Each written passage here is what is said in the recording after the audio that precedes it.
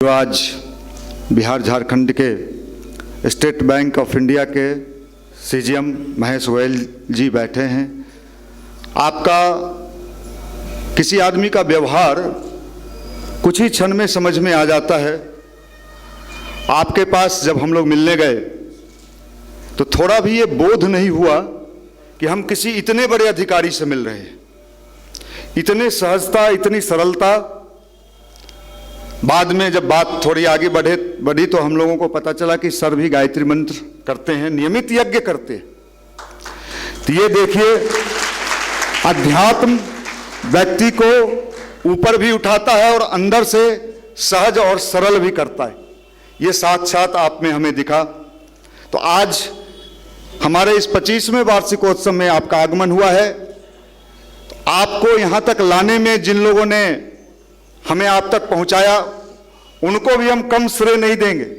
हमारे बीच state bank of India के AGM Shri Sunil sir जी बैठे हैं। आपका भी हम इस मन से हार्दिक अभिनंदन करते हैं। दूसरे सबसे किनारे में जो स्टेट बैंक ऑफ इंडिया के एजीएम हैं दिनेश सिंह सर जी, उनका भी हम इस युवा मन से हार्दिक अभिनंदन करते हैं।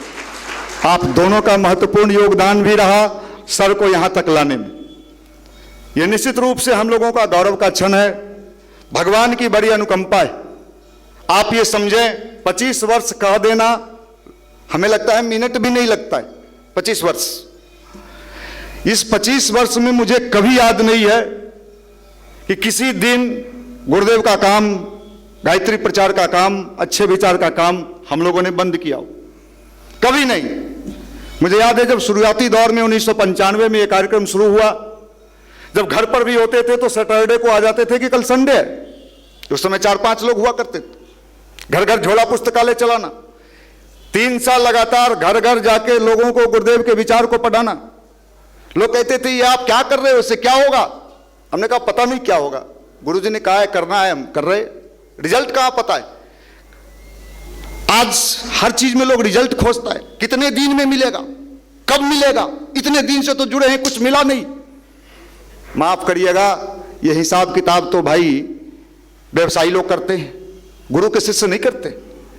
भगत सिंह ने सोचा होता अगर हम फांसी पर लटक जाएंगे और देश आजाद नहीं हुआ तो। आज तो लोग समझदार है ना, ये करेंगे तो कब होगा, होगा कि नहीं होगा। अरे भैया कर तो सही, करने के पहले हिसाब किताब लेके बैठे हुए। याद रख लीजिए, भगवान पूजा करने वाले को कितना देते हैं, कितना लेते हैं, ये हिसाब तो पूजा करने वाले जाने, मुझे पता नहीं। कितना धन देते हैं, धन तो बड़े बड़े बाहुबली को भी मिलता है। बिहार में एक से एक बाहुबली के पास इतना धन है कि कई बोलना बेकार है, उनका नाम भी लेना उचित नहीं है आज के मंच से। तो भगवान क्या देता है, कब देता है, किस रूप में देता है, ये समझने की बात है। गायत्री मंत्र हमें यही प्रेरणा देता है। वो आपको अंदर से प्रेरित करता है। अगर सच्चे रूप में आप गायत्री की उपासना करते हैं तो गायत्री की ताकत के बारे में आप हमसे कोई छुपा नहीं है। गायत्री का साधक जिसके पास कुछ नहीं था और संकल्प ले लेता है कि हमें एक ऐसा विश्वविद्यालय बनाना है जो पूरी दुनिया का ज्ञान का केंद्र बने, और उनके संकल्प के बल पर आज पूरे विश्व को दिशा देने वाला, पूरी दुनिया में आपका बनारस हिंदू यूनिवर्सिटी BHU किसने बनाया? पंडित मदन मोहन मालवीय जी, जो गायत्री के साधक थे, जो गायत्री के साधक थे। आप गायत्री को मंत्र समझते हो। मंत्र और जंतर दो चीज है। ये एक ऐसा चीज है भारत के पास जिसको जिस दिन भारत की युवा शक्ति और तमाम लोग समझ लें, रविंद्रनाथ टैगोर जिनको नोबेल प्राइज मिला, उन्होंने कहा है कि गायत्री मंत्र में इतनी ताकत है। लोकमान्य बाल गंगाधर तिलक कहते थे भारत की सोई हुई दास्ता को जगाना है तो गायत्री को घर घर पहुंचा दो, लोग अंदर से जागृत हो जाएं, अंदर से जग जाएं। आप अच्छा, गायत्री परिवार, हाँ, एक बार मेरे गांव में मेरे बाबा ने यज्ञ करवाया था। तो अच्छा भैया, तो ये बाबा वाला जग हो गया और आप पोता वाले। माफ करना, गायत्री नहीं देती, मैं ये बात नहीं कहता। 25 वर्ष में आपको यह लगता है कि मुझे कभी ये कुर्ता पैजामा पहने, मेरा भी तो मन ललचा होगा, उधर जाएं क्या, कुर्ता पैजामा में बड़ा चमक है भाई। लेकिन कभी इच्छा नहीं हुआ। कितने बार कितने लोगों ने, मैं इस आज आध्यात्मिक मंच से बोल रहा हूं, कब कब लोगों ने यहां तक कि मुझे कई बार घसीटने का कोशिश किया कि आ जाओ। मैंने कहा साहब मुझे तो इधर का स्वाद इतना बढ़िया लगता है, आदमी को जो स्वाद मिले वही काम करना चाहिए, मुझे वो स्वाद अच्छा नहीं लगता।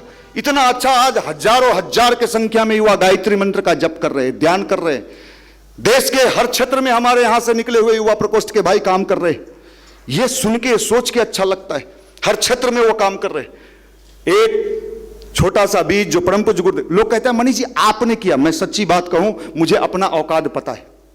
मैं इस 25वें वर्षोत्सव पर अपना औकात मुझे पता है, अगर मेरा औकात होता तो मैं कब का टूट गया होता। ये तो जो खड़ा किए हुए, जैसे कभी कभी खेत में आप देखते हैं ना, जानवर से बचाने के लिए दो हाथ ऐसे निकाल के और बना के खड़ा कर दिया जाता है, जो भाई जानवर भाग जाए। ये भगवान एक कठपुतली के रूप में हमको आपको खड़ा करता है। आपको ये मौका मिला है, यही सबसे बड़ा सौभाग्य है। ये काम करने का मौका मिला है, ये सबसे बड़ा सौभाग्य है। इससे बड़ा सौभाग्य कोई नहीं हो सकता, कुछ नहीं हो सकता। और भगवान क्या देता है? भगवान ये देता है, वो देता है, धन देता है, सोना देता है, चांदी देता है। मैं आपको इस मन से आज कह रहा हूं, अनुभव तो सब लोग करते हैं। मैंने कई लोगों को देखा है, गाय साहब मकान बना लिया, बहुत मकान बनाया, गृह प्रवेश का कार्ड भी दिया। अच्छा मकान का आनंद लो आप। हम लोग भी पहुंचे उनके यहां, हाँ साहब मार्बल लगाया, टाइल्स लगाया, मोजाइक लगाया, सोफा लगाया, वाह क्या बात है। सबसे पहले बाथरूम दिखाया, आजकल फैशन में चला है बाथरूम, देखो मेरा बाथरूम, अरे बहुत सुंदर बहुत सुंदर, बढ़िया से जाते रहना, माफ करना। अच्छा भैया आपने मकान बनाया, मकान का आनंद तो लो। 4 महीना के बाद जो कार्ड आपको मिला है फिर जाइए उनके यहां। क्या बात, ऊपर खिंचवाना चाह रहे थे, पता चला खिंचवाते खिंचवाते एक दिन अपने खिंचा के साथ। जिंदगी का मजा नहीं ले रहे लोग, और टेंशन में बहुत और चाहिए, वो नहीं मिला। अरे भैया गायत्री मंत्र इन सारे चीजों का औषधि है, जो आपके भीतर हलचल मचा हुआ है उस हलचल को ठीक करता है और जिंदगी का स्वाद चखाता है, जिंदगी का आनंद देता है। आप पढ़ोगे कब? आप टेंशन में पेज पर पेज पलटे जा रहे हो, आपकी पढ़ाई नहीं हो सकती। सर ने हमें एक बड़ी अच्छी बात बताई कि मैं पुरुषार्थ पर बोलूंगा। आदरणीय सर से जब बातचीत हुआ तो उन्होंने कहा क्या बोलना है, तो सर ऊपर में भी बहुत सारे युवा बैठे हुए हैं, ये तीनों फ्लोर आज हाउसफुल चल रहा है, ये टेलीविजन ऊपर में भी लगा हुआ है, नीचे भी है। तो हमने कहा सर आप जो बोलेंगे वो हम लोगों के लिए प्रेरणा का स्रोत बन जाएगा। आप जो बोलेंगे, चूंकि सर आपके जीवन का अनुभव, जितना अनुभव है सर के पास, वो मात्र अधिकारी नहीं है, उनके जीवन का जो बहुत सारा अनुभव है, अनुभूति है, वही सुन के हम लोगों को कितना प्रेरणा मिल जाएगा इस 25वें वार्षिकोत्सव पर। तो हमें समझना होगा कि गायत्री मंत्र फलता भी है, गायत्री मंत्र फूलता भी है, और गायत्री मंत्र व्यक्ति के जीवन में चमत्कार भी दिखाता है। आप कैसे कहते हो कि नहीं चमत्कार दिखाता है? बिल्कुल चमत्कार दिखाता है। और आश्चर्य तो मुझे कई बार अपने भी हुआ। आप बताओ, हमारे साथ आदरणीय बाबूजी बैठे हैं, डॉक्टर अशोक बाबूजी बैठे हैं। मैं अगर किन्हीं सज्जन व्यक्ति को कहूं कि गवर्नर साहब के चेंबर में मैं उनके साथ बैठ के चाय पिया, एक ही टेबल पर जहां प्रोटोकॉल नहीं है, डॉक्टर अशोक बाबूजी बैठे हैं, आप पूछ लेना। उस समय गवर्नर थे सत्यपाल मलिक जी। हम लोग पहुंचे गवर्नर हाउस में।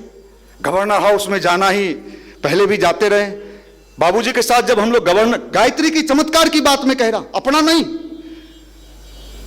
प्रोटोकॉल के रूप में पहले अलग बैठाया जाता है, जो उनका जो वेटिंग हॉल होता है, चाय बिस्कुट वहीं हो जाता है। हम लोग जब गवर्नर साहब के पास पहुंचे, सत्यपाल मलिक जी के पास, तो पूछते हैं आप लोगों ने चाय पिया?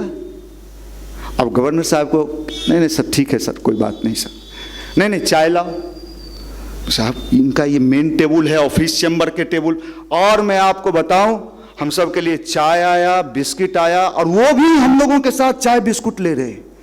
हम उस दिन सोचे कि अगर कहीं हम जाके ये बात किसी को कहें कि हमने गवर्नर के साथ चाय पिया, तो लोग कहेगा कि देखो भांजने वाला एक से एक, देखे ये भी खूब भांजता है। मैं सही बता रहा हूं।